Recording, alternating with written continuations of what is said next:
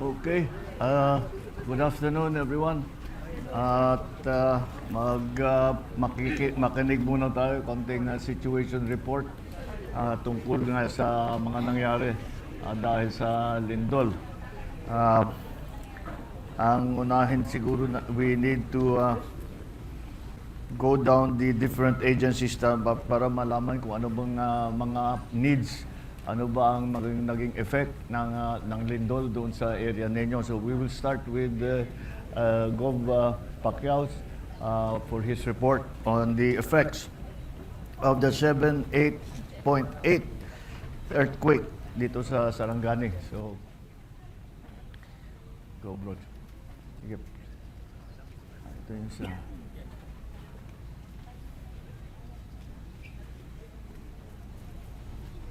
Honorable President, I will be presenting to you a comprehensive impact report of the magnitude 7.8 earthquake that struck Sarangani Province on June 8, 2026, 7:30 in the morning, 7:37. As of June 14, 6 p.m., the earthquake has tragically claimed 33 lives. That is primarily caused by landslides, drowning, and covered by falling debris.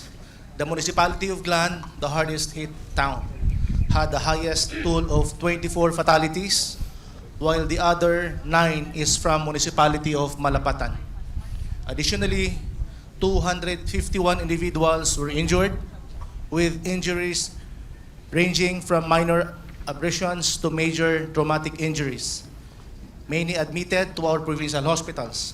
There are still 15 missing individuals, but active search, rescue, and retrieval operations are underway, specifically in Glan and Malapatan. With regards to population displacement, a total of 57,843 families were affected across all 7 municipalities, with 428 families currently staying in evacuation centers. On the housing front, 23,419 homes were impacted.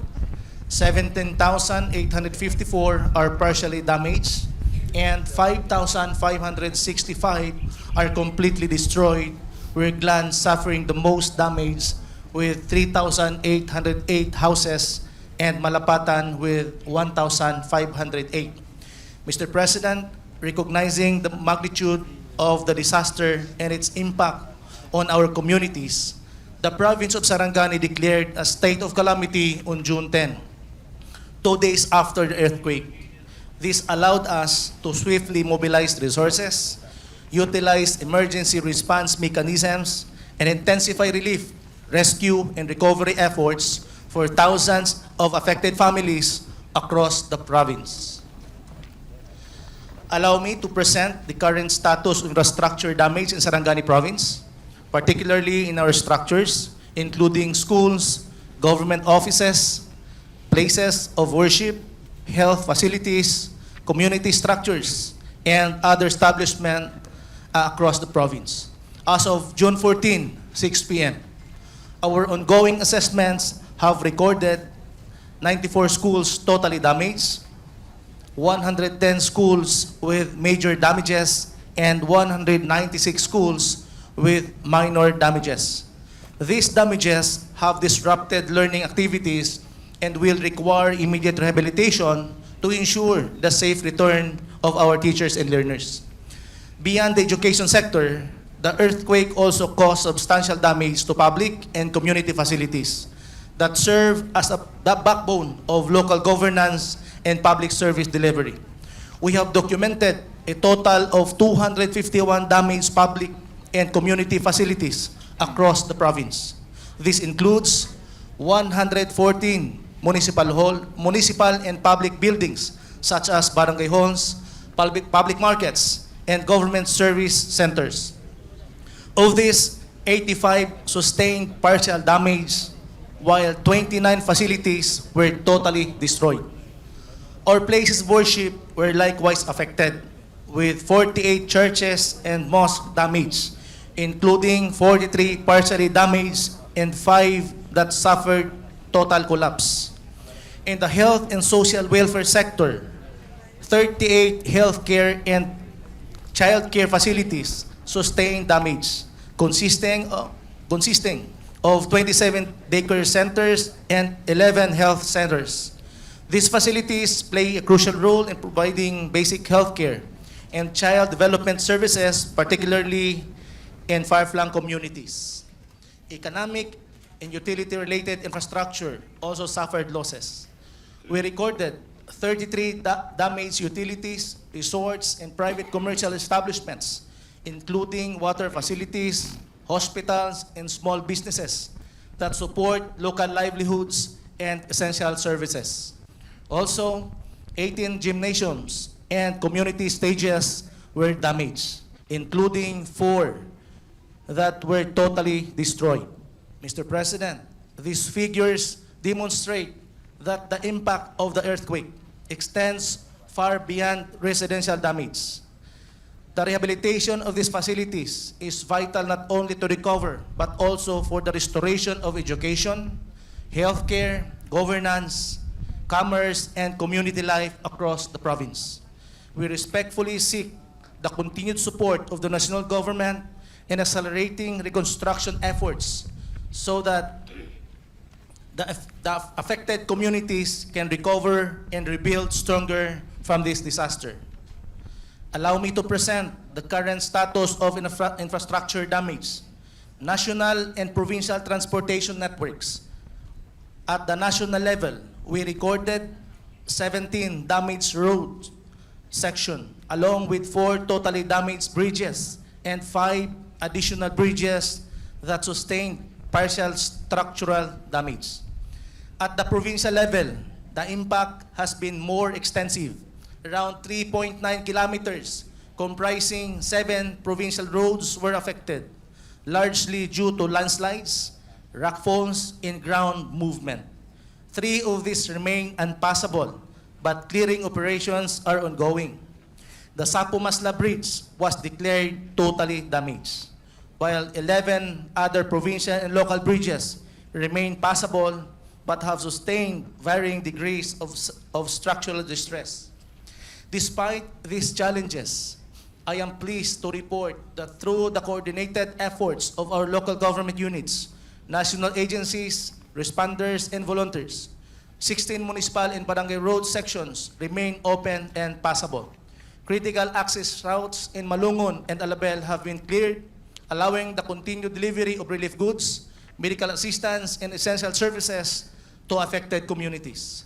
Mr. President, the 381 million damage estimate and 734 million recovery requirement cover only the initial DPWH assessment of national roads and bridges. They do not yet include damages to homes, schools, hospitals, government facilities, and other critical infrastructures across Sarangani. The true cost of this disaster is significantly higher, and the scale of devastation requires substantial national government support. Mr. President, while emergency access has been restored in many areas, the destruction of key roads and bridges continues to affect mobility, economic activity, and the delivery of government services, particularly in remote communities. With this, we respectfully seek national government support for the rehabilitation and reconstruction of damaged roads and bridges, slope stabilization projects, and additional funding for resilient infrastructure recovery. Mr. President, Sarangani has always been a resilient province, but this earthquake has tested our people in ways we have never experienced before. We have lost lives, homes, schools, and facilities that our communities depend on every day. Yet, amid the devastation, we have also witnessed the strength of the Filipino spirit, the willingness of our people to help one another and rise together. Today, I come not only to present these numbers and statistics, but to convey the hopes of thousands of Sarangan families who are looking to rebuild their lives. On behalf of Sarangani, I humbly ask for your continued support as we recover from this tragedy. With the national government's help and your leadership, I am confident that Sarangani will not only recover but rise again, stronger than before. Thank you, Mr. President. Thank you, Gob. All right, we take note of all of the damages that you have reported. Marami rito ang medyo na silip na, na inspeksyon na. At we will continue to do that. The one, yung isa na inuuna natin, siyempre, inuna natin itong Sapu Masla Bridge because hindi kami makapasok sa Glan hanggang nakapaglagay tayo ng section. Kahit na limited pa lang ang traffic, at least nakapunta, nung pinuntahan namin, nung pinuntahan natin kanina, marami nang nakarating na assistance. But we have to go back to all of these other bridges at saka yung mga tulay at saka yung mga kalsada na nasira. Pati ang school building, nagulat ako, napakarami na school room ang nasira. We have approximately 617 totally damaged classroom.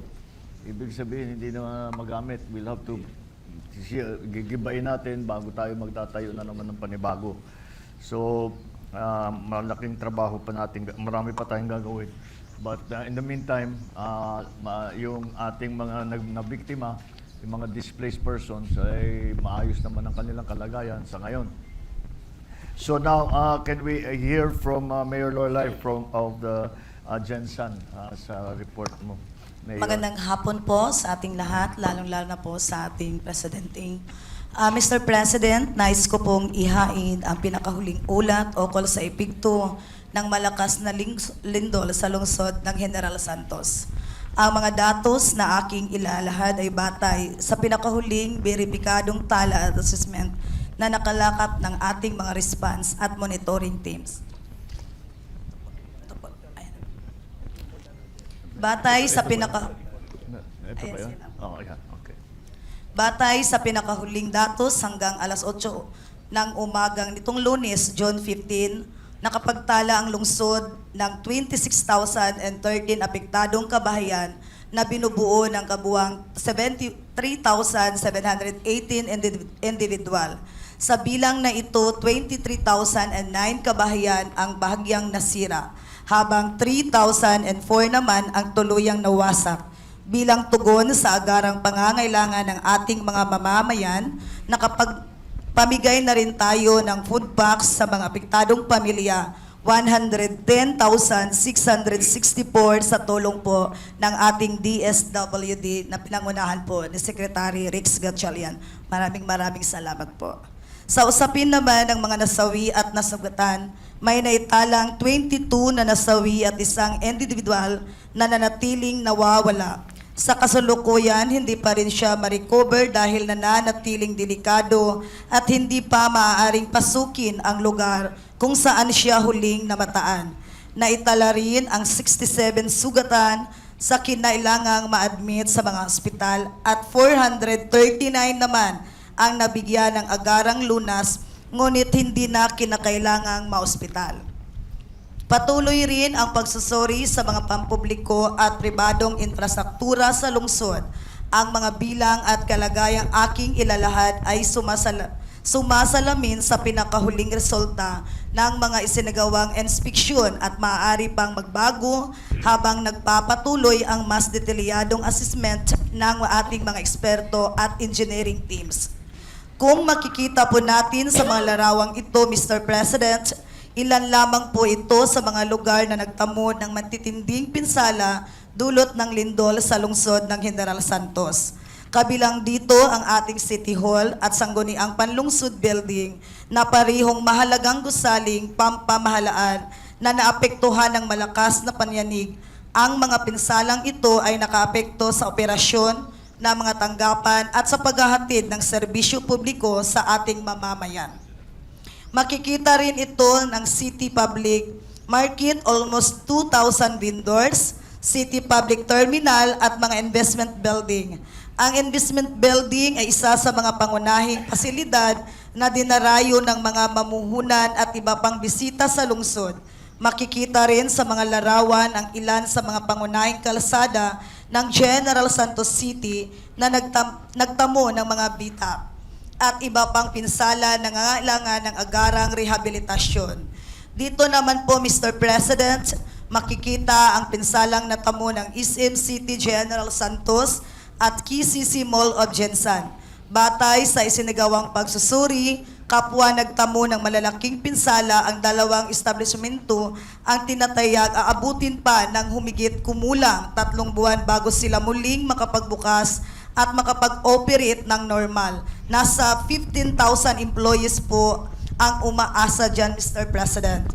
Makikita po rin ang iba pang mga pribadong establishmento gaya ng Gobilio Unimart, Sibmore, Kalumpang, McDonald's, Lagaw at MGM na nagtamo rin ng malaking pinsala. Ang Chicken House naman ay kabilang sa mga establishmentong lubhang naapektuhan dahil sa lawak ng pinsalang natamo nito dahil sa kasalukuyang kondisyon ng gusali.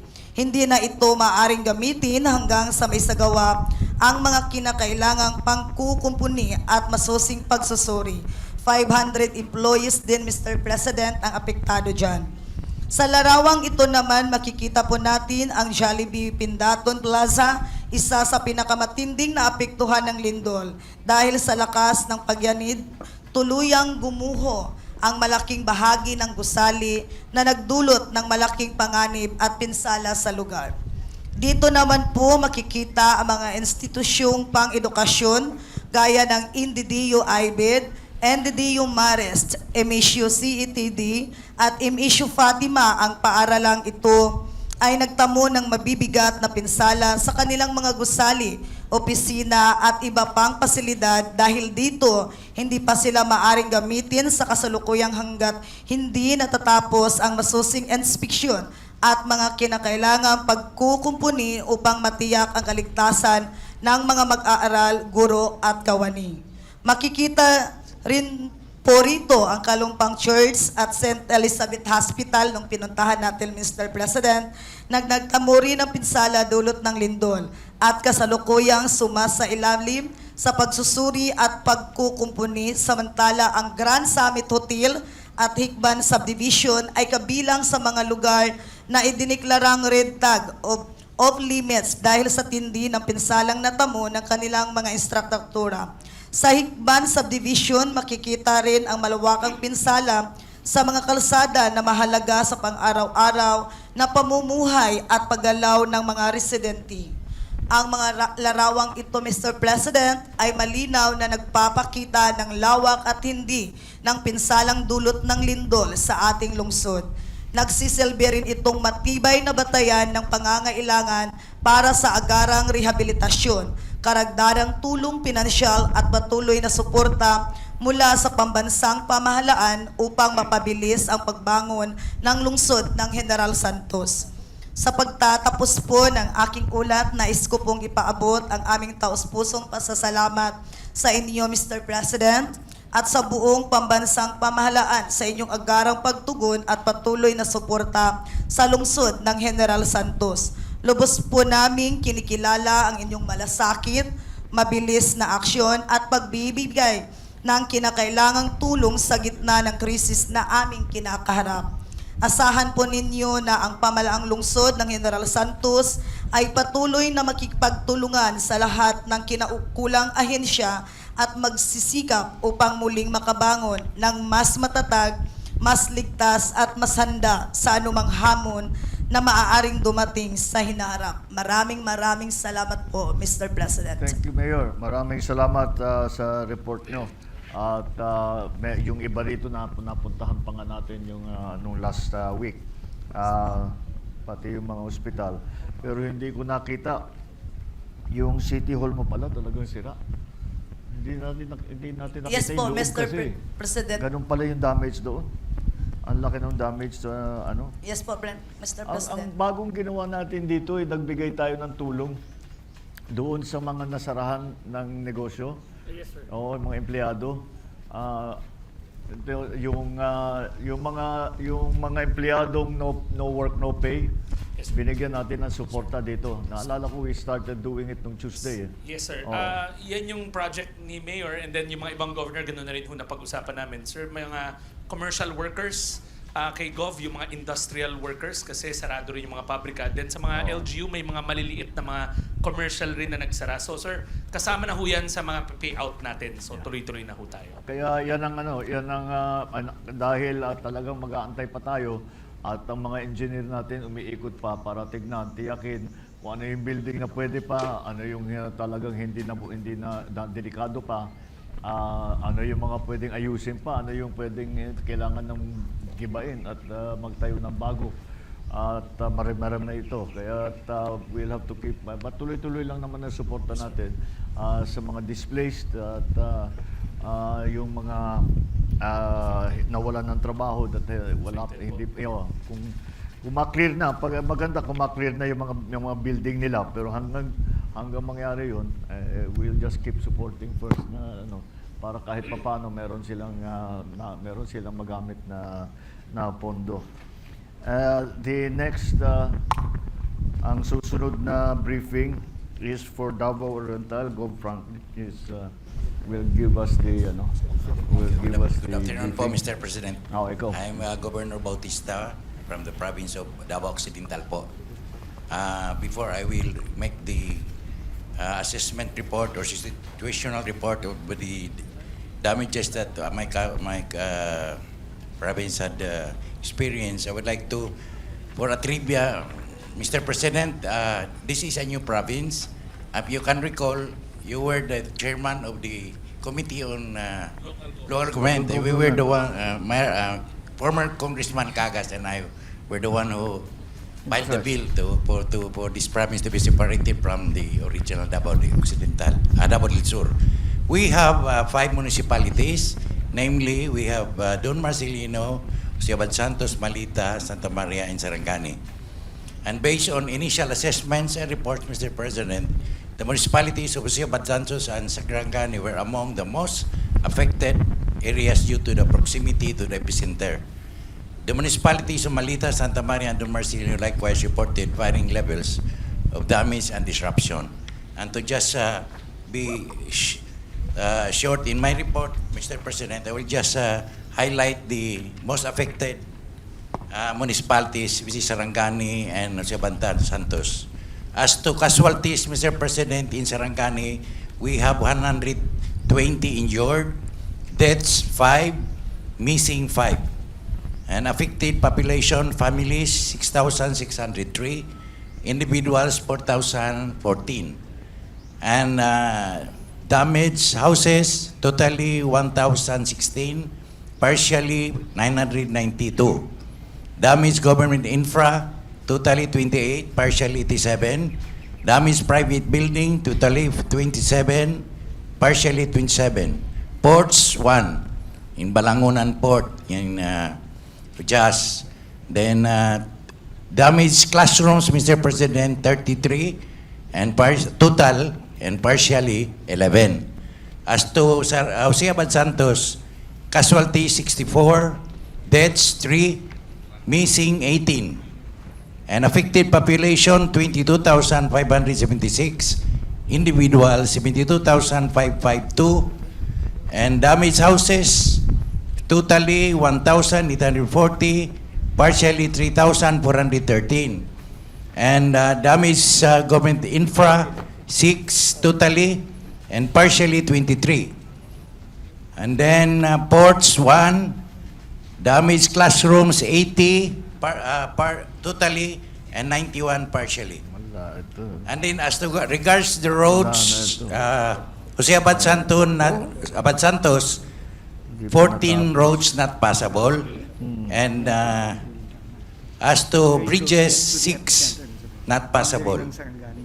As to assistance from the DSWD, Sarangani, so far, they had already distributed 9,514 or more. Then in Abad Santos, 10,000 plus foodstuffs and other support. Then I would like also to please inform you, Mr. President, that our city provincial hall is also damaged. We have no office to hold on our work. Damaged also po. So na lang matulungan din. And then yung aming port din doon sa Balangunan, which is connecting Sarangani and Jas, nasira din po.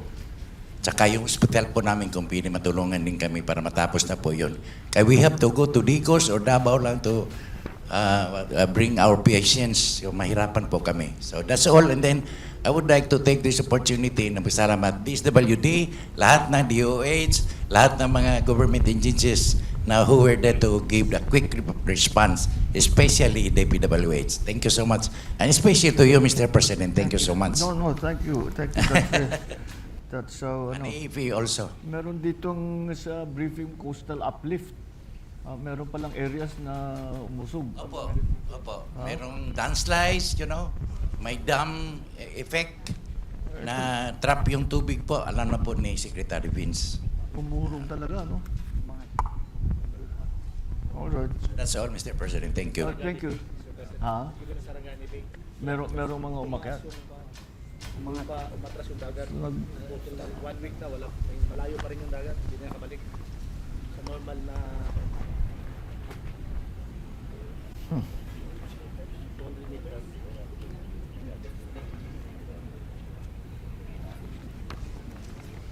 Tignan mo yung schools. Ang daming school.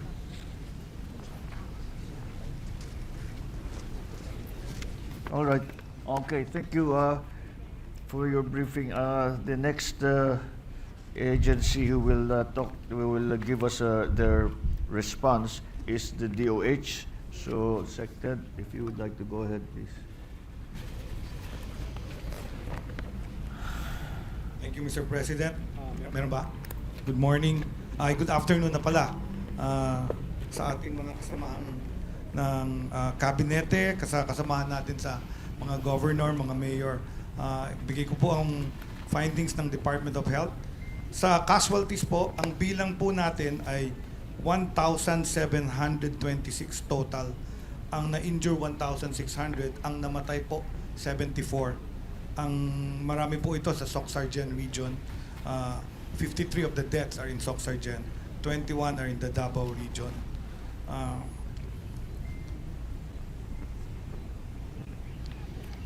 So based on our accounts, ang karamihan ng mga nagkukonsulta ngayon sa amin, ang number 1 ay respiratory illness. So nagpadala na tayo ng mga gamot doon sa mga evacuation centers na na-establish. Ang pangalawa, yung hypertension at saka yung mga chronic illnesses. So nag-issue na rin ako ng order at nagpadala na rin yung aking dalawang regional director ng mga gamot sa high blood, sa diabetes, yung metformin at saka yung losartan at amlodipine kasi walang mabili yata yung mga ibang mga kababayan natin. Ang isang malaking problem natin is safe drinking water. Sa Occidental, yung Balut, nagpadala na po tayo ng team, yung Davao Southern Philippines Medical Center. Pinadala natin yon, mga 60-man team. Dumating sila kahapon doon, nag-set up ng field hospital. Nakausap ko na rin si Vice Gov kahapon sa utos ni Sec Rex, nag-usap sila. At sinabi ko na nga, yung Davao Occidental Provincial Hospital ay DOH na po yun. Pinasa po ni Vice Gov nung congresswoman siya. Napondohan siya in 2023, in 24-25, nawala sa health facilities. This year, pinasok po natin 350 million. Sana po hindi naalisin ng DBM sa NEP ninyo. So, para matapos, kasi your instruction to us was finish all ongoing health facilities. Nakalista yung kanila sa ongoing to be completed. So, may 350 po tayo nilagay sa 2027 budget. Sa mga facilities naman po, there are 26 facilities na na-damage, pero operational naman ng 21. 5 lang po ang hindi nag-operate. Ang non-operational, isang private hospital, Sarangani Bay Specialist Medical Center, na sira yata yung building. And then may 2 rural health units sa Dajangas at sa Malapatan, yun binisita natin po. At meron din tayo sa Davao, sa Calbay, at saka sa Mangulibas, yun. So yun ang mga health facilities na totally damaged. Anyway, tuloy naman yung pagsiservisyo natin. So we made sure na may teams. Sa GLAN, nagpadala rin tayo ng 60-man team. Ang na-deploy naman namin dyan ay ang Cotabato Regional Medical Center. Sila yung dineploy natin doon. Nag-set up sila ng field hospital doon. May mga surgeon, anesthesiologists. yeah. So yun yung field hospital na nakaset up po ngayon dyan. After a while, pag-rotate din natin yung ibang hospital, after 2 weeks yun, self-sustainable, 60-man team, para hindi sila pabigat dun sa bayan na tinutulungan nila. But they will provide services with medicines, diagnostic, at saka mga basic na operation. So yung sa report na lang po namin, mga litrato na lang yan, ng mga making Alright. sure na tuloy-tuloy yung public health services. Yung inutos nyo nung una, yung mental health, no, nag-cabinet Yes, oo. meeting tayo, napuntahan na yun. About 70 plus teachers ang na-assess ng ating mental health and psychosocial team. Itong inutos ko na rin kay ARD Fatima, nandiyan siya. Also, yung binisita yes. natin sa Malapatan. Oo, kasi Pupunta lalo sila. na yung mga bata that naapektuhan in the schools at saka sa kanilang mga bahay. But the same thing, nakapagpadala na naman kami ng mga gamit, ng mga gamot, ng mga medical team. Maayos na. Ang talagang problema ngayon natin is the facilities. At ngayon nasa proseso pa lang tayo na ini-inspeksyon yung mga facilities. Baka yung iba hindi na pwede. Ganun din, parang sa school. Yung tinitingnan natin kung ano yung pwede pang ayusin. Yung iba hindi na pwedeng ayusin, gigibain at magtatayo ng bago. So nandun ngayon tayo when it comes to the health services para sa mga pasyente that are already in the hospital at saka yung mga pasyente na naging casualty dahil sa lindol. Mr. President, dagdag Yes, ko lang yes, yung isang problem namin, yung water filtration, potable Yes. water Oo. sa GLAN at saka sa Balut Island. So nagpadala kami ng ultrafiltration doon. Pero kailangan pa rin yata, ang sistema yata ngayon sa GLAN may truck tapos iniikot pero safe water lang. Hindi pa namin tested, so pinadadala ko sa regional Well, office yung testing. iba yung level of water quality pag sa ospital. It has to be better than just potable. Yes. Yeah. So tama po. Practically oo. distilled water yung purity niyan sa inyo. Anyway, so how can we what are we doing? What are we doing to remedy that? So yung sa safe drinking water, yung sa JAS nakapagpadala ako ng truck na mobile ultrafiltration kasi hindi masakay sa boat kaya hindi madala sa balot. Mabigat. Pero nadala sa JAS where many are affected. So yung nandito sa GLAN, gravitational water filtration system. Dala nila using gravity kahit walang power, pwedeng ma-filter. Tapos ang pinapadala ko yung test kits to check coliform para safe. Kasi may nagre-report na ng mga batang nagtatae. So, very important yung water na nainom. In the meantime, ang recommendation ko talaga i-boil. Yung mga dinistribute by tank, i-boil na lang kung may pang-boil.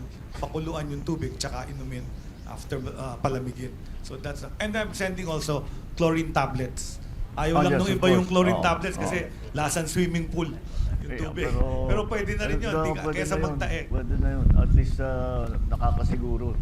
Oo nga, okay na rin yun. At least the chlorine is taking care of the purity of the water.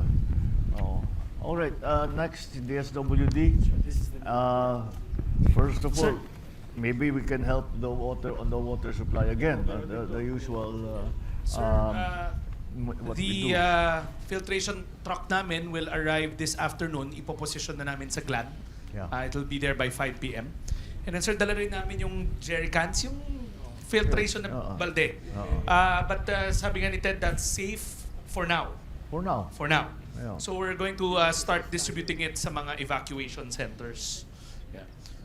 Okay. So the report is as of 6 a.m. So hindi ko sure kung parehas kami ng cut-off na ginamit ng OCD. Yes. But amin 6 a.m. So as of this morning, ang natitira na evacuation center, Mr. President, 44. Of which around 4,019 families are inside. Marami ng evacuation nagsasara. Pero Mr. President, I think si Sec Vince will explain later. Doon sa Jose Abad Santos, dadami ho tayo because of the phenomenon, yung landslide dams. I think si Sec Vince will explain and sila Gov will explain. All right. So we are pulling out people preemptively again because of unnatural dam formations, so to speak, because of landslides. So we expect these numbers to go up a bit. Yeah. Now, Mr. President, in the next slide, nakausap ko na naman ho yung mga governors and mayors. We've already distributed 125,000 family food packs in 7 days. And we're fully secured. Nakita niyo naman ho kanina. We won't stop. Sa assurance ko kay sa lahat ng affected governors and mayors, as in your instruction, siguraduhin na walang nagugutom. So, we have food on the ground. Tuloy-tuloy ho yan. Marami ho yan. Kaya ang ginagawa ngayon namin, kahit na umalis na sa evacuation center, pero hindi pa nakauwi sa kanilang bahay, binibigyan pa rin namin ng food pack o lahat ng assistance. Parang ang assistance na binibigay natin sa kanila, dahil nakikitira sila sa kaibigan, sa kamag-anak, binibigyan natin sila ng assistance. Parang nasa evacuation center pa sila. And that's really the one thing that we have to continue. Yes. Hanggang it's going to take a while to recover because it's an infrastructure problem. Yes, sir. For instance, sa Gensa, nag-usap kami ni Mayor Lorely, we should be done with the first 200,000 by today. Nandiyan na, pwede nang kunin yon. And then sa Sarangani, meron ho kami ang GLAN kasi doon ang mabigat. We earmarked 60,000. Naka-round 1 na tayo, sabi ni Mayor kanina, meaning nabigay na yung first 20,000. Another 40,000 pwede na rin pamigay ho yun. Kay Gov June, I think may pending rin ho kami but it can be picked up already, 7,000 ho yun. Davao Occidental, nag-usap rin kami ni Gov, Vice Gov and the Mayors, tuloy-tuloy rin naman ho kami doon. Okay. Basta kung may nangangailangan pa kayo ng mga food pack, sabihin nyo sa amin. Nakapag-produce kami ng marami. Bago nung lindol, ang naka-storage ng food pack natin, more than 5 million na. Lumampas na tayo sa 5 million. So, hindi naman siguro tayo maubusan. So, sige lang, kung anong pangangailangan ninyo, sabihan mo lang kami. Pero, may augmentation na rin na bagong luto na pagkain, yung food truck. Nagbuo kami ng 2 years ago, nagbuo kami ng mga food truck. Kasi kahit na pag medyo matagal na, mahirap naman yung puro dilata ang kinakain at saka kanin lang. So yun, that's what we are doing to continue the feeding. Ang DSWD nagpo-provide yung filtration system, yung mini filtration system, yung balde lang tapos nilalagyan ng filter. That's good for the needs of 100 persons per day. Ang isang balde, pwede yun at saka madaling gamitin. So for now, okay na yun as a potable source. At saka yun, hindi na babawiin yun, iiwan na namin sa inyo yun. So pwede pa rin gamitin, basta't alagaan na mabuti, you can use it for a long time. Sir, Alright. then lastly, based on your instructions, sisimulan na rin ho natin yung financial assistance. Nag-meet na ho kami ng lahat ng local officials. Ang due date namin ngayon hapon, makuha na lahat ng list. And then, sir, ang turnaround namin, hopefully this weekend, we can start paying out simultaneously all over the affected areas. But that's a DSWD payout. Yes, sir. Meron, okay, I'll explain kung ano pa yung mga i-release namin na pondo. Sir, so yun, I Hindi think- lamang DSWD. Sir, we've squared off with almost all the local government units. So, Alright. lock and load na ho kami. Alright. Ang mag-distribute, mga LGU na. Sir, sabay. Nandyan rin sila kasi kabisado ng mga social worker nila yung lugar. O, syempre. Yeah, sir, and then we've also agreed with them, sir, na yung relaxing off, kasi wala na mga ID na tabunan sa bahay. Oo. So we all agreed with the local certification na lang ho. Kasi kahit ipilit namin yung anong ID, wala na hong natira so we agreed with the governors, the mayors, na a certification from their end, okay na ho kami doon. No, that's good enough. Basta't mailabas natin kaagad. Yung mga papeles, kapag hinanapan natin ng papeles, wala sila may bibigay. That defeats the purpose. O sige. I think we can rely on the listing that's given to us by the mayors and the governors. Yes, sir. On those who are in need in the in the affected areas. Yeah, the last page, sir, just gives you an idea of our national stockpile. So kahit na lahat to nangyayari, as we speak, we still have 4.8 million. 5 million yan nung una eh. Oo. Kasi nakapaglabas na ho tayo ng 200, 150,000. But please don't worry, the production lines are running at full speed. 22,000 a day ang nagagawa ng mga yon. So sir, instruction nyo, walang problema yung pagkain, basic kits, tents, we're augmenting. May mga nakukuha pa ho kaming request. So okay na ho, those are being complied with, sir. 4 mobile command centers Yes, sir, yan yung mga kanina. in 9, 10, 11, and 12. And then the kitchens also are in your field offices. Nagdoble ka dito sa ano? Because you have 4 field offices but 5 mobile kitchens. So So lahat binuhos na natin dito. Yeah. We took over, I think the running hot kitchens, 5 yun nandito sa region. And then the mobile command centers, 2 o 3 ho yun nandito. The water tank will come this afternoon. All the mobile assets namin na pwedeng dalhin, dinala na namin dito. Alright. Ayun, tas we augmented also 100 social workers from the different regions to help out kasi medyo kailangan rin ng tulong ho ng LGUs ng mga social workers eh. all right. Okay. Hindi. But Yung sa South Cotabato, sir,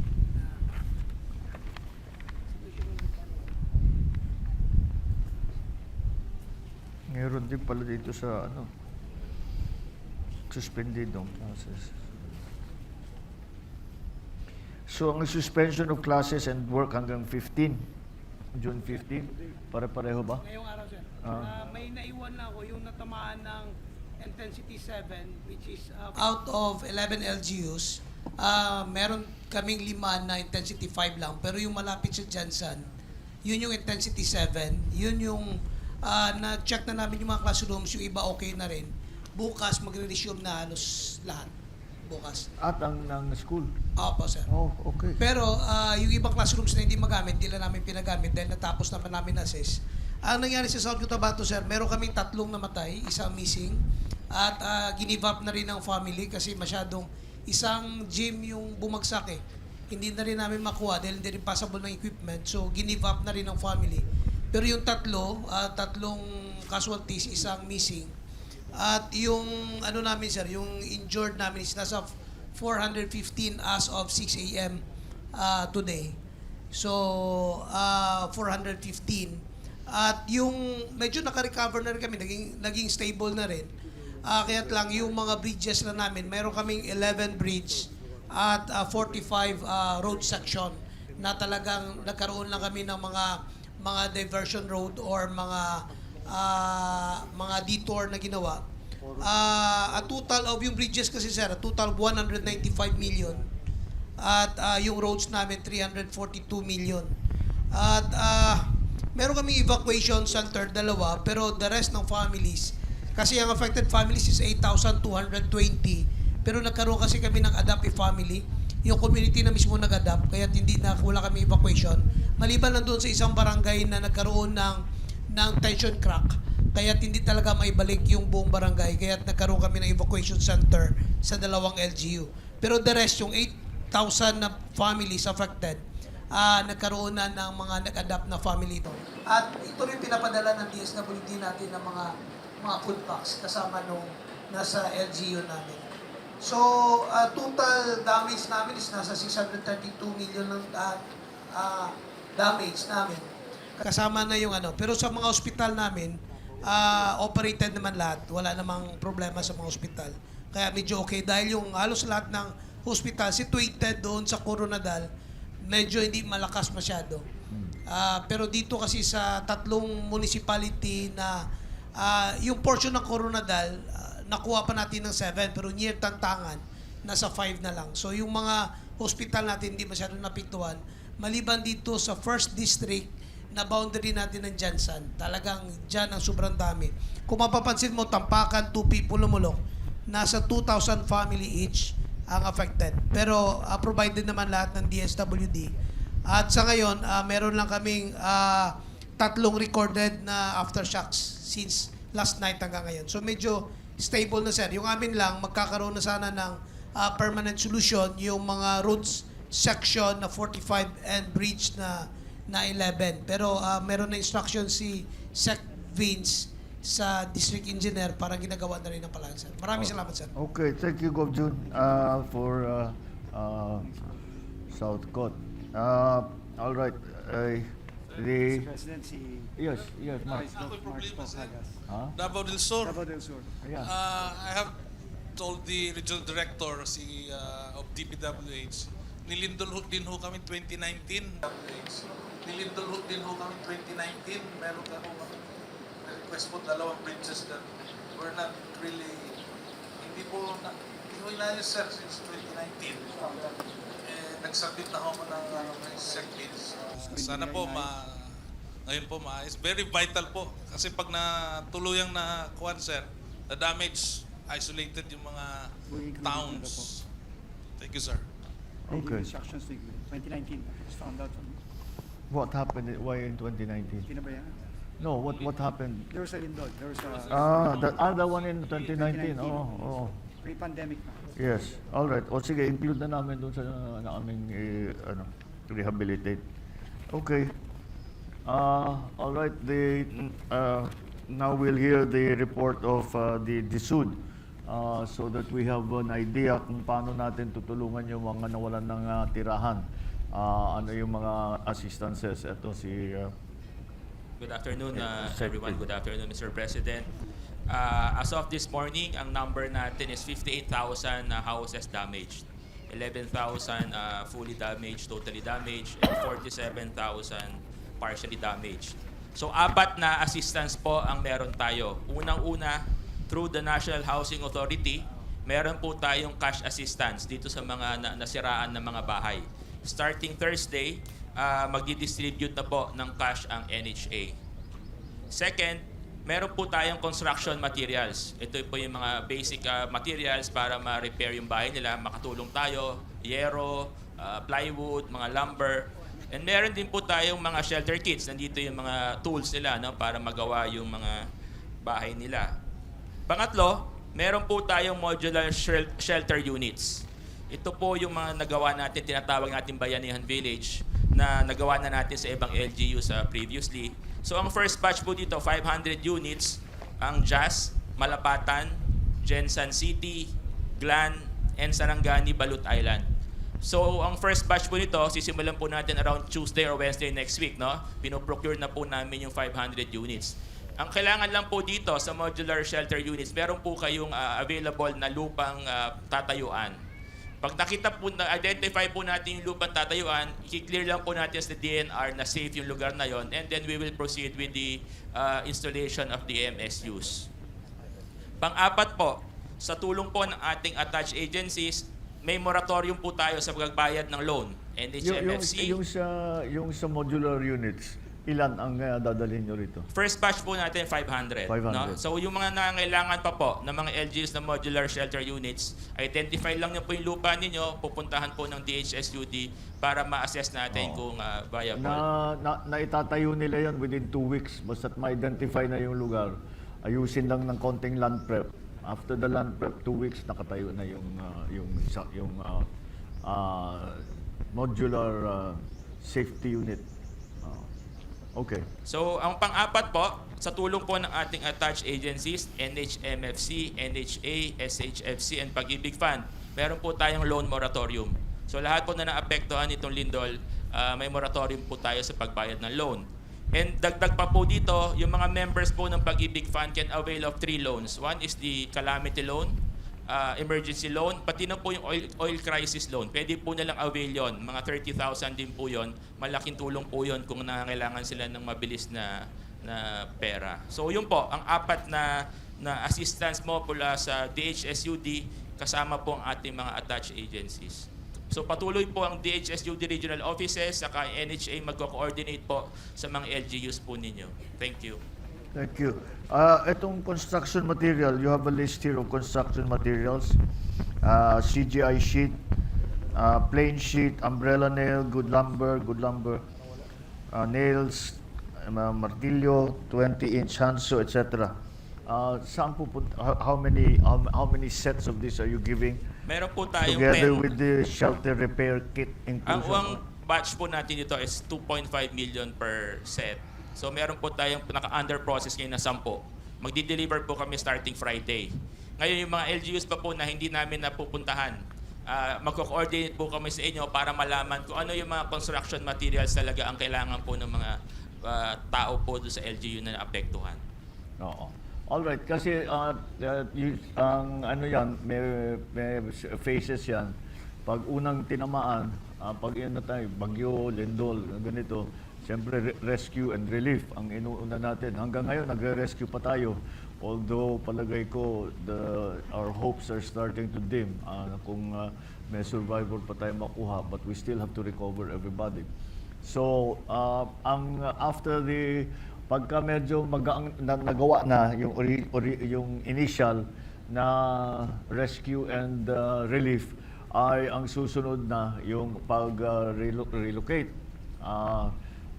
And that's why kaya ang DSUD nagbibigay ng hindi lamang ng construction material kundi pati ng cash para yung pamilya ay pwede silang bumili kung ano yung kailangan nila.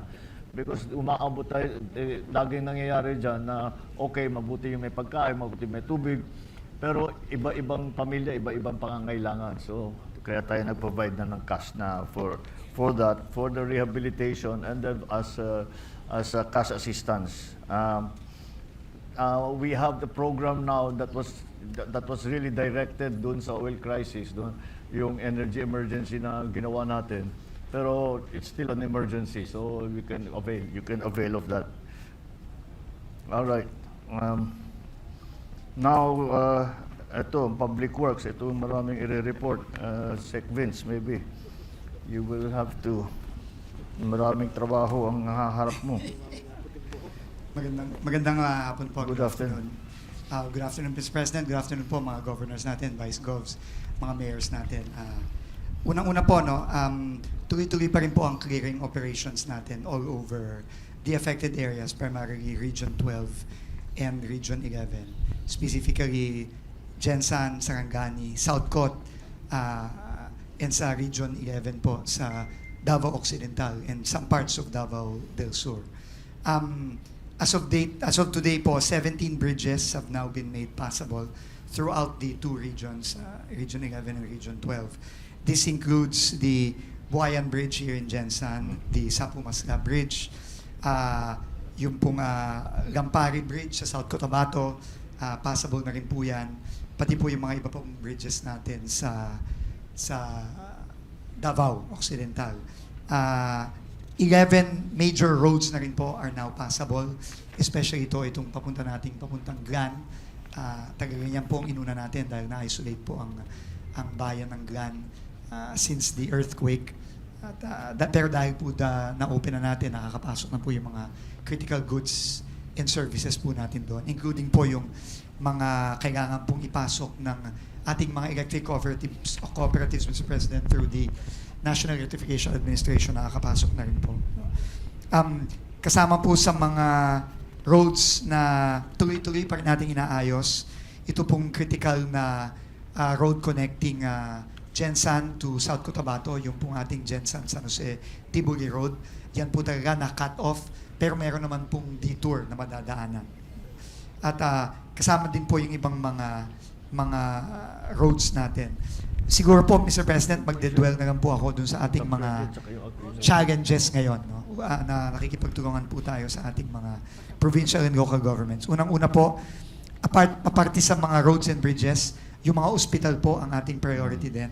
Kaya po itong sa Agabel, yung binisita po ni Pangulo kanina, nag-commit na po ang ating Agabel City Engineer, Municipal Engineer and yung ating District Engineer sa Sarangani na within the week mapapasok na po lahat ng pasyente sa provincial hospital natin sa Agabel. Within the week po. Those that are, yung mga building na cleared na. Opo, Mr. President. Okay. Yun po ang commitment ng ating... So, by this week, may inspection yun ng lahat. Magagamit na po lahat yung buong ospital. Kasama, yung pong ospital sa Gran, ayusin din po natin kasi medyo heavy din po ang damage doon. Next po, yung mga eskwelahan. So ngayon po, ang top priority natin is i-inspect lahat ng mga eskwelahan to prepare for the opening sa marami po magbubukas ng Merkules. 15 or 16. Yeah. 17 daw po, no, sa Sarangani 17 mostly. na. Opo, so yun po pipilitin natin na ma-inspect na po lahat ng mga usable na classrooms para po dun muna mag-shifting po ang ating mga estudyante para makaumpisa na po. In the meantime po, ina-assess din po yung mga na-damage na classrooms at tinitignan kung pwede pang masalba yung mga building or magdidesisyon na po tayo kung totally di-demolish na natin na magtatayo na lang po tayo ng bago. Those decisions will be made na rin po within the week, Mr. President, governors, vice governors, and mayors. Finally po, no, meron po tayong medyo masalimuot na sitwasyon sa bayan ng Jose Abad Santos sa Davao Occidental. Nandito po ngayon si Mayor Jason Joyce, Mr. President. No, kausap po namin siya ni Sec Rex since the very beginning. No, and we have been working doubly hard dahil po napakalayo po at napaka-isolated nung bayan ni Mayor Joyce. Ito po yung malapit sa epicenter sa Sarangani side but it is in Davao Occidental. Ngayon po, napakahirap po nung pagkiklear natin ng kalye. Ito po ay mataas na lugar at talaga pong na-cut off. At meron po tayong added situation dyan. Meron pong mga landslide na debris from the mountains na dahil po doon, nasara po yung mga waterways na dinadaanan ng tubig. Yung pong mga ilog natin pababa mula sa mga barangay ng Jose Abad Santos tulad ng San Isidro, nagsara po. Dahil po doon, dahil tuloy-tuloy po ang pag-ulan since last week, nag-iipon na po ang mga tubig sa high portions of Jose Abad Santos, specifically the barangay of San Isidro. Ang problema po is, pag yun po ay nag-break yung mga, dahil po unstable material yon, kapag yun po ay nag-break, raragasa po ang floodwaters downstream. And meron din pong mga populated barangay sa baba. So nag-usap po kami ni Sec Rex kahapon, nandun po siya kay Governor Franklin at kay Vice Gov Lorna. At ang naging desisyon na po is to evacuate the low-lying barangays, specifically the barangays of Nuing, no? And Sugad. And I think as of this morning, na-evacuate na po. Nailipat na sila. So ngayon po, Saan sila dinala? Evacuation centers nila mayor sa nila Gov. naga- We're operating three for 800 families. opo. Marami rin pala. So dahil, Oo, marami rin pala. marami din po, Mr. President. Kaya we could not take any risks lang po. So, ngayon po na na-evacuate na, Mr. President, DPWH can now come in through Region 11, joint na po yan, Region 11 and 12, na i-clear na po slowly but surely yung landslide material para po dahan-dahan pong lumabas na po yung tubig na nag-iimbak na po ngayon sa higher barangays ng Jose Abad Santos. No? So, si Mayor Mr. President, Joyce, What are they housed in? Mayor Sanaya. What are they housed in?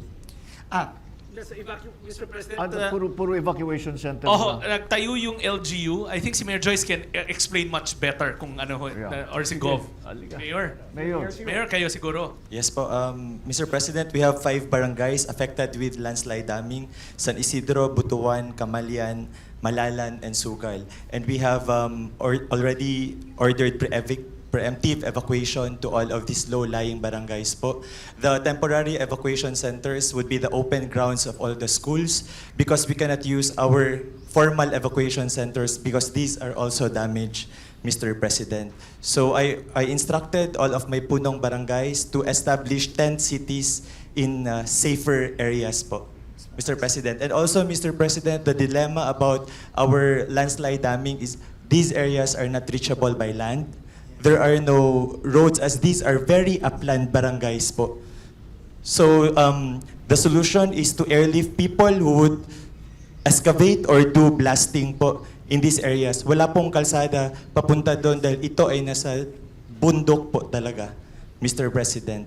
And lahat po kasi ng barangay namin may rivers po. Ilan pa yung barangay na hindi nyo pa mapasok?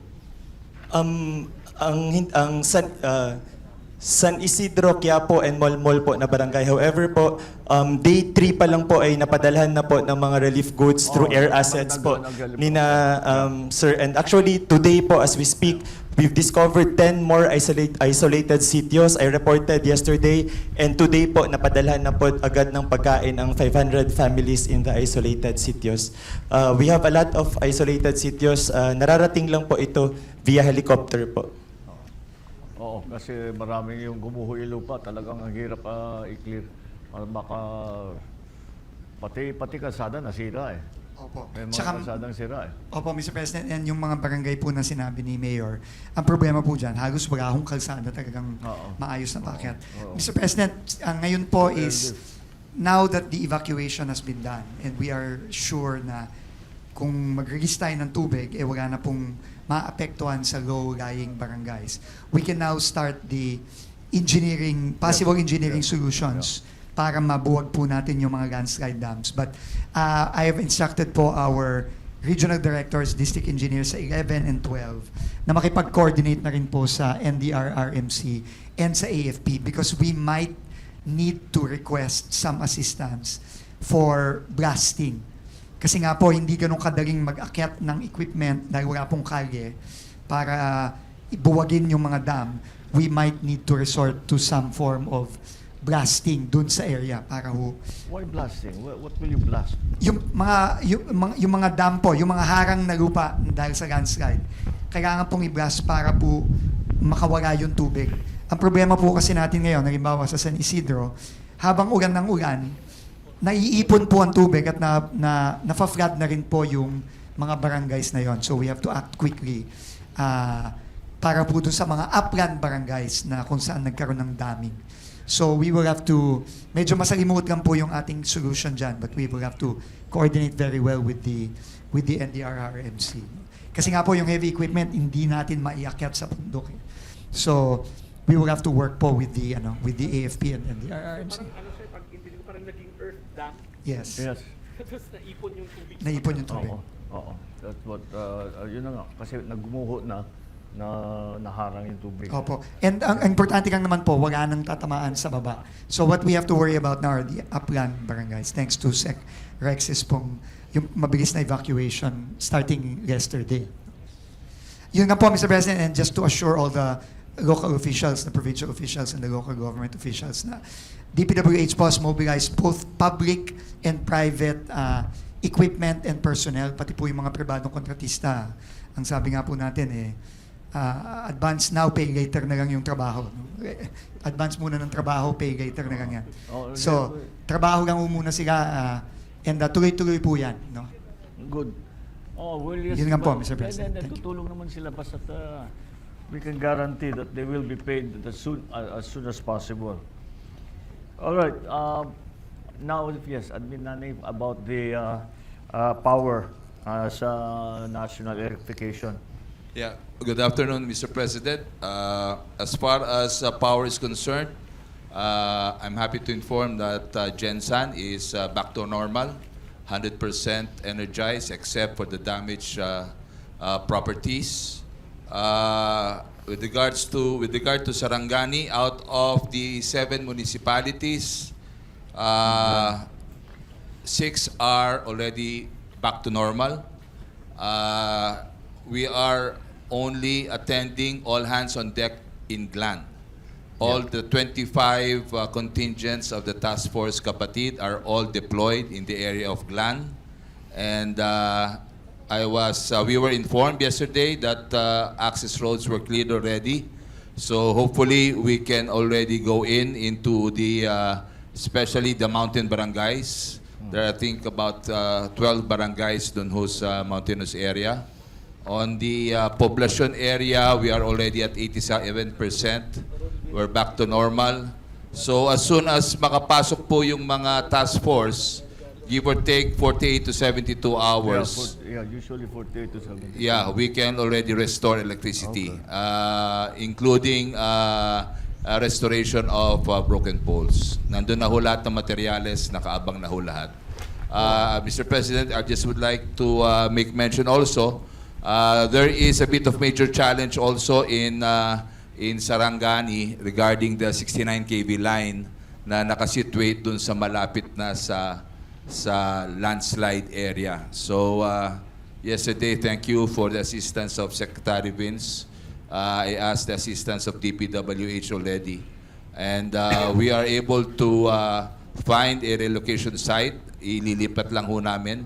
At kasi pag umulan ho, tumuloy ang landslide. Pag natumba po yung 69 kV, the whole Sarangani, wala hong kuryente. So we are trying to do this within 48 hours again. We have already identified the site. And we have sought the assistance of DPWH for the bringing in of the 70-foot poles dun po sa bundok. And I already talked to Mayor Yap earlier. There are 5 property owners that have to agree. And siya na raw ang kakausap. So hopefully we can do this in 48 hours. After that po, okay na po tayo. Okay. Well, according to your report, yun na nga, of the 7, Kiamba, Maitu, Maasim, Alabel, Malapatan, Malungon, 100% na. Glan lang talaga ang... Glan na lang po. All hands on deck na lang po. Nahuli yung pagpasok nila dahil nga na sarado yung daan. Oo. Malaking... at saka, hindi... When were you able... we opened that road Thursday? Wednesday po. Wednesday po. Nabuksan na. Wednesday po. Oh, sige. So at least we will just work on Glan to make sure that we have what we need. Yes, Mr. President, all the 25 contingents of the Task Force Kapatid po, hindi po sila uuwi hanggang hindi 100% ang Glan. Okay, you will sought assistance also from the... These are the Mindanao cooperatives po. Yeah. Oo. 25 cooperatives po ang nagpadala ng team Came dito sa... to help. All right. Okay. So that's the situation sa NEA. And one of the pinakamalaking problema is DepEd because of the schools. We saw the report on the damage, 600 plus ang fully damaged na school building. Meron ako niyan. I have that. Oh, sige, please go ahead. Good afternoon, Mr. President and our cabinet secretaries and LG officials. On behalf of Secretary Sani Angara, let me just provide an update. So 6 regions were affected, but of these, 10,320 classrooms really affected and in the different stages of disrepair. 3,500 schools were suspended, but that 5,590 schools resumed classes as of Thursday last week. 1,756 classrooms were totally damaged, and it's not just the classrooms, but also the chairs, also blackboard, ICT equipment, and even some of our textbooks there were also heavily damaged. And then, heavily damaged, of course, are Sarangani, Jensan, and Davao Occidental. And classrooms affected are around 6,000 classrooms. And there are major damaged classrooms totaling 600, and totally damaged classrooms totaling 800. Our ongoing interventions as of today, June 15, because this is the second week of the earthquake, we did a quick response. We sent quick response teams, Mr. President, the moment that the earthquake happened at 2 o'clock. Our personnel from Central Office and our DRR were here to take a look at and support our DepEd Region 12. And then we already downloaded 21.9 million for clearing operations and cleaning up. Specifically, we were able to give to South Cotabato, North Cotabato, and Sarangani. And then for during the first week, the students were out of school because we wanted them to be safe first. But this week, we're already starting with our face-to-face classes. Those that couldn't go to classes will be given modules depending on the situation of their school. There are some schools that already accepted several levels, but other grade levels are still in their houses because the schools cannot accommodate everyone. We also will be downloading 235 million for our learning continuity spaces that will account for like 100 to 130 learning spaces, Mr. President. And then we are also going to download 259 million for printing and delivering of learning packets so that the students, even if they are not in school, will still continue their learning. And then because many were traumatized actually by the earthquake, we have asked our teachers to also undergo psychological first aid before the learners will undergo psychological, because even our teachers were also affected by it. And then there are also some families of our teaching and non-teaching personnel who stayed in our evacuation centers because their houses were also damaged. But these are, I think, only a handful. That's our report All for right. now, Mr. President. The one thing that we noticed also the last week when we were here, the teachers na nasiraan ng bahay, may assistance na pwedeng bigay ng DSUD. So you collect also because they're also victims. Yeah. I'm sure may sira din yung kanilang mga bahay, etc. So we can provide them also assistance. Yes, Mr. President, the teachers will appreciate that. We should get a canvas kung how many of them need help, etc. What kind of help, so that we can include them in our provision of assistance. All right. We have to look after our teachers. All right. Okay, thank you. That's for DepEd. OCD, you want to add something? Yes, sir. I just want to inform the President that we were able to mobilize all our logistics assets from the AFP, PNP, and Coast Guard. And that's why we were able to brought in the goods up to the last mile, sir. Thank you. Sorry. So, additionally, sir, I just want to inform you, being the manager of our NDRRF fund, we still have around 17 billion, sir, available. Okay. All right. So I think we have a good understanding of the situation from, of course, the LGUs and the LGU executives. Continue to provide us with information kasi hindi pa naman, this is still a developing situation. For example, we're still recovering mga missing. Then, of course, we have to attend to the repair of the hospitals para maibalik natin yung pasyente, makapasok sila sa loob. And then, of course, DPWH, we have to do the assessment, the engineering assessment to see what is safe, what is not safe, what has to be done, and all of that. So, tuloy-tuloy lang, basta we work together with the LGUs. You feel free to contact me, anybody that you need, or any of the secretaries, any of the heads of agencies, kung ano pa yung nakita ninyo na pangangailangan, kung kaya natin dalhin, dadalhin namin. So I will, in addition to what we have just heard, meron din manggaling sa Office of the President na we have put aside 278 million for the local governments who have been hit hard by the earthquake. So Sarangani and Jensan will receive 50 million, South Cotabato, Sultan Kudarat 30 million, Davao Occidental and Glan 20 million each, Zamboanga will get 15 million. And those others, yung ibang apektado na lokal na pamahalaan, ay meron pa rin, may pondo pa rin, we can give up to from 3 to 10 million for everyone. Sa ilalim naman ng LGSF,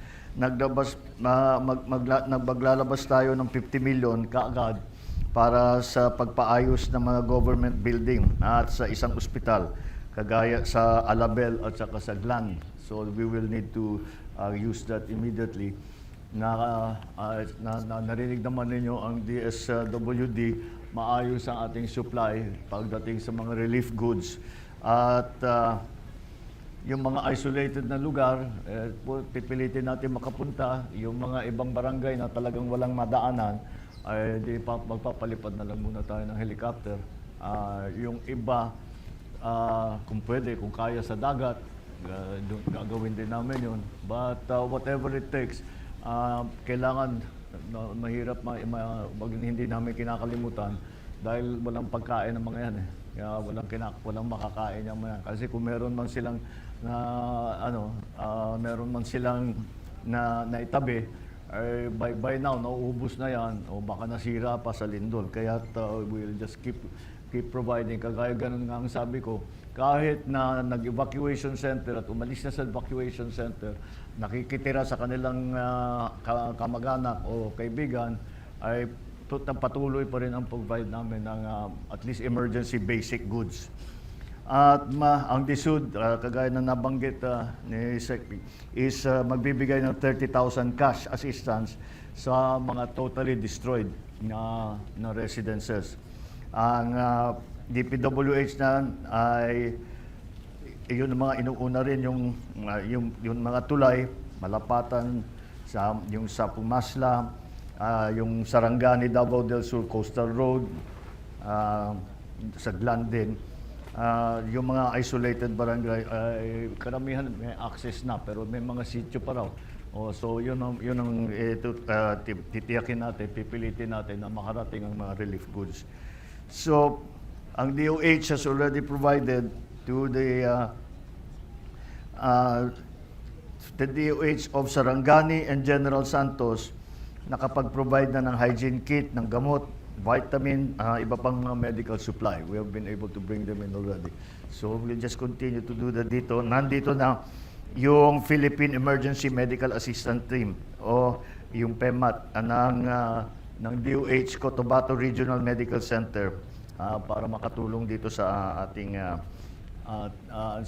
mga nangangailangan. And merong yung water filtration system, gamot para sa mga nasiraan ng tiyan dahil baka uminom ng tubig, nakain na hindi malinis, nagdadala rin sila. Ang Philippine Army, magdadala rin ng water filtration system. Dadalhin nila sa Maasim dito sa inyo sa Sarangani. The Public Works continuing ang assessment sa apektadong ospital, health facility, eskwelahan, public buildings, pati na yung mga private eventually, pero hindi yun ang priority. Ang priority natin ay yung siyempre government buildings para makapag-opisina naman yung ating mga empleyado para magawa nila yung trabaho nila. DOE, NEA, and the cooperative nag-aayos ng kuryente sa Sarangani. At sa ngayon, lahat na ng ospital na apektado ay may kuryente na. So that's at least something. Sa Task Force Kapatid, na tinutulungan ng ilang kooperatiba ang Southcott 2 Electrical Cooperative na nagsaservisyo sa Gensan and other parts ng Sarangani. So yung linya, we'll just keep yun na lang siguro. Well, Glan is still at 19% of normal. So that's what we will prioritize. Yeah. Ang DICT nagbibigay din ng internet connection para sa mga health facilities sa mga eskwela para meron silang magamit. Again, DepEd and DPWH patuloy ang inspeksyon para malaman natin kung ilan ang magamit nating eskwelahan. Pero pagka yung mga building na nakita natin na talagang hindi na pwede gigibain, magpo-provide naman ang DepEd ng alternative space. Yung binibigay natin para pagka may ganitong klaseng sakuna.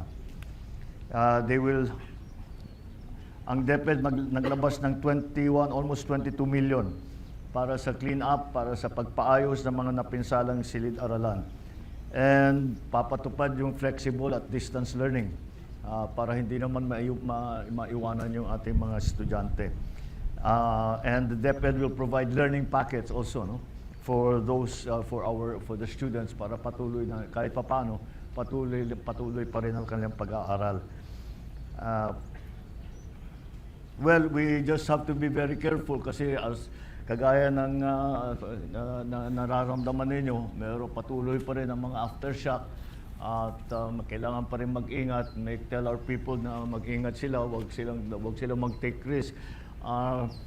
Kahit gustong-gusto na nilang pumasok doon sa mga lugar na hindi pa na-clear ng ating mga engineer, wag mag-ingat na lang sila. Mas mabuti na lang na sigurado. Kaya sabihin mo sa kanila, safe lang sila. Hindi naman siguro kung ano man yung nandun sa loob ng kanilang bahay, kanilang opisina, hindi naman siguro mawawala yan dahil nag-aabang pa lang lahat ng tao para ma-clear ang mga building. So, tuloy-tuloy lang tayo. I think that we have to be resigned to the fact na ang lakas talaga nitong lindol na ito is one of the strongest that we have felt. The last time, yung naalala ko yung 19 sa Cotabato, 76, 2,000 yung namatay sa tsunami. Sa tsunami, hindi gaano sa lindol. Tandaan ako, pumunta kami dito Pumunta kami para gabi, ang daming natangay. But that was, wala pang 8 yun.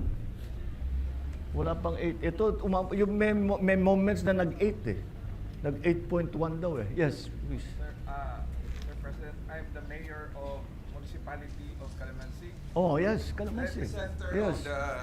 Yes. Of the last February, we have an average of 200 tremors in Calamansig. In front is the epicenter, and we were hardly hit during the 1976 earthquake. I have a question. I hope the DepEd and Secretary Benz can give clarification.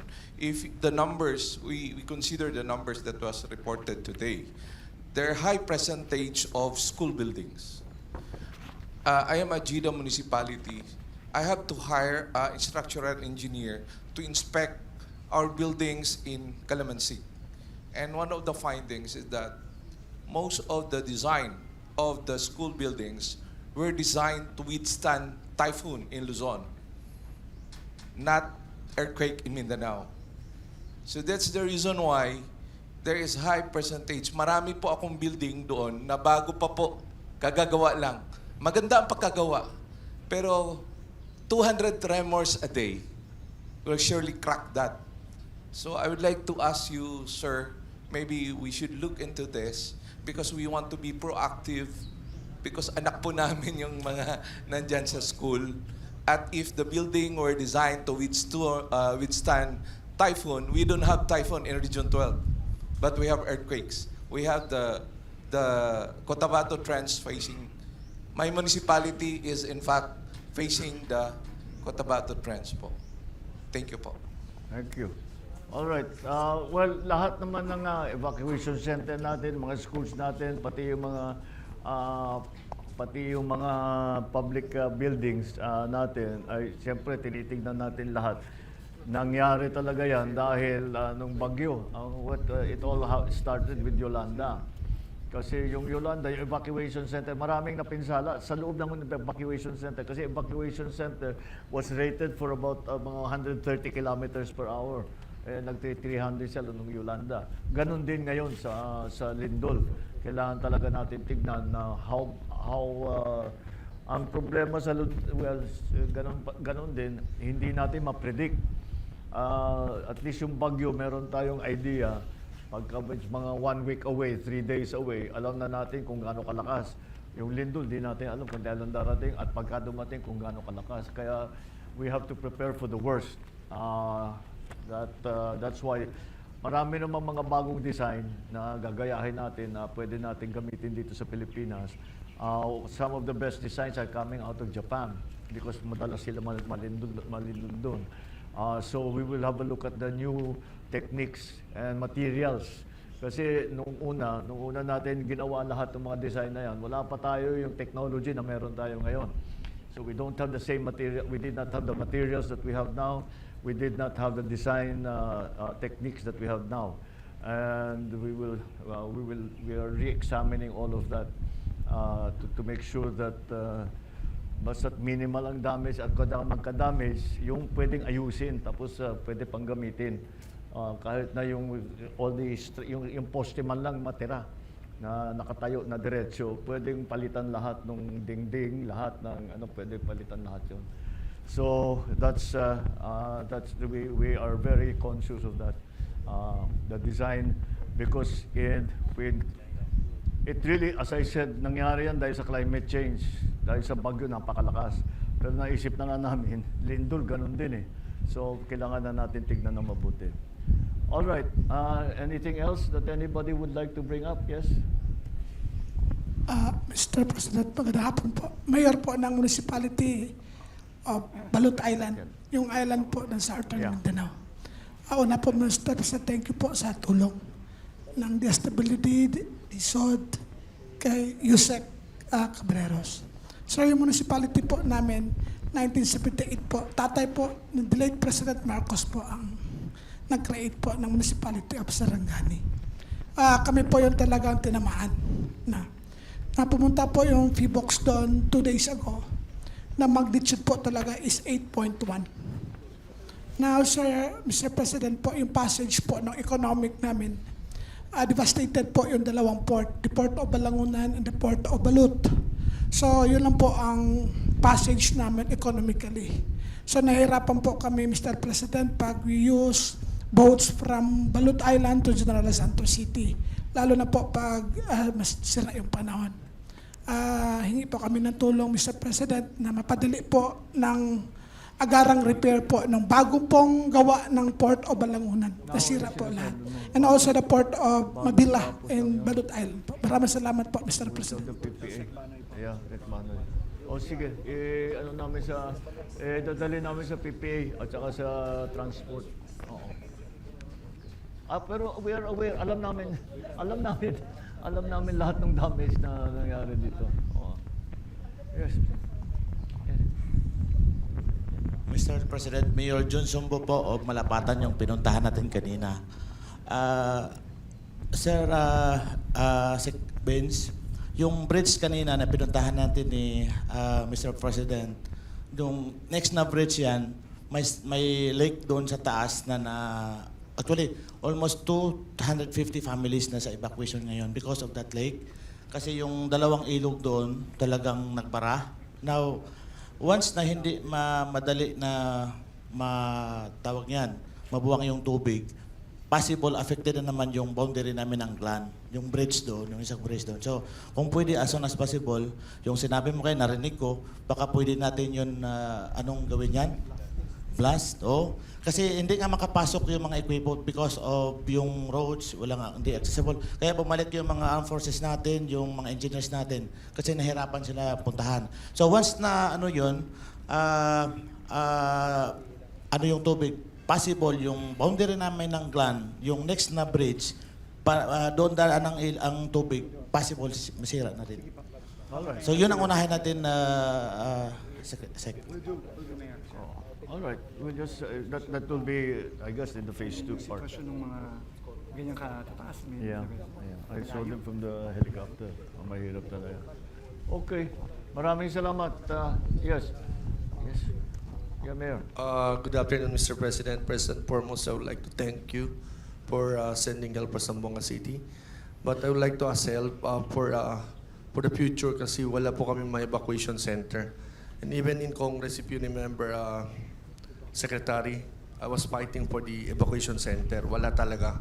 So, sa mga high grounds, wala po kami. During the last evacuation po, kung saan lang po natutulog yung mga tao sa sementeryo, sa ilalim ng puno, sa highlands kasi wala po si Zamboanga.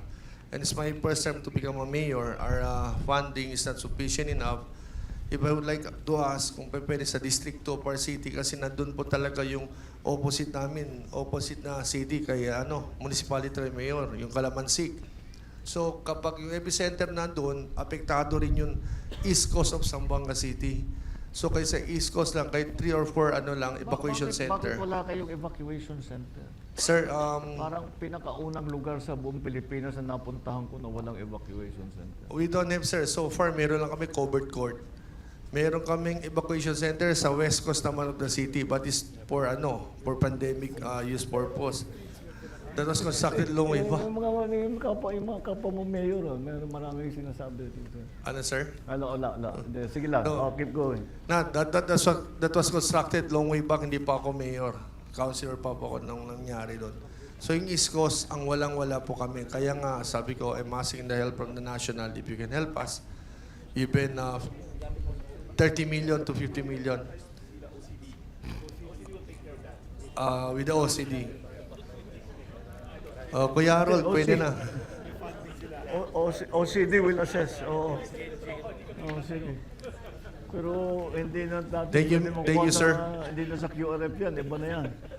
That's all good. Yeah, but it's the only LGU I heard of that has no evacuation center. Anyway, all right. Sige. Okay. I think at least narinig nyo na ang gagawin ng national government. Kami naman ay nakinig sa inyo kung ano yung mga pangangailangan ninyo. Asahan ninyo, tuloy-tuloy lang ito. Hindi kami aalis hanggat hindi na kami kailangan. Hanggat kailangan pa kami rito, we will stay here and we will continue to provide assistance to everyone. All right. Maraming salamat. Good luck sa atin lahat. At saka kagaya na sabi ko, hindi lang ngayon to. You get everybody's telephone number at saka tawagan mo sila na tawagan ako na doon. Just call us to tell us what else na kung ano pang pangangailangan. Okay, maraming salamat.